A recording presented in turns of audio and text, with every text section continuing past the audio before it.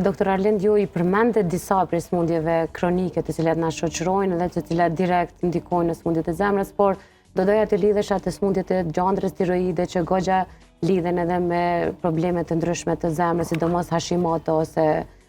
të tjera. Hipertiroza, Hashimoto, bazedovi. Këtë gjitha shumë probleme endokrinologjike mund të manifestohen edhe në sistemin kardiovaskular, sepse këto ndërlidhen me proceset metabolike. Shumë pacientë ju përmend Hashimoton, kemi numër të konsiderueshëm të pacientëve që kanë Hashimoto,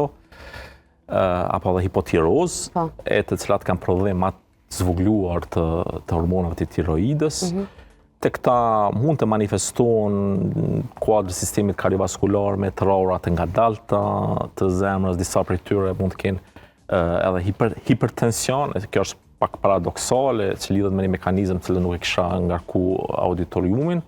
po mund të kenë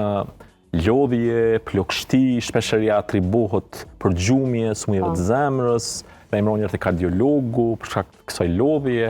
mandej me një analizë thjesht laboratorike zbulohet që kanë hipotirozë, dhe ata duhet të vazhdojnë trajtimin nga endokrinologu, por nuk është që mund të shkaktojnë ndonjë komplikim drejt për drejt kardiovaskular, përpas rasteve ku kemi të ashtu perikardit, ku mbledhen një sasi e lëngut në qeskën e zemrës, atëherë bashkëpunim me kardiologun trajtohet pacienti. Mandej kemi rastet e kundërta, të pacientët që kanë hipertirozë, që kanë prodhim të shtuar të gjendrës tiroide, të këta manifestime mund të jenë në formë të takikardive, edhe aritmive, si fibrillacioni atrial, që në këtë rast mund të komplikohen me ngjarje tjera kardiovaskulare, me formimin e traumave, të cilat mund të shkaktojnë ngjarje edhe në sistemin nervor qendror, prandaj këtu duhet një fokus i veçantë, nëse këta pacientë kanë fibrillacion atrial, atëherë duhet të trajtohen edhe nga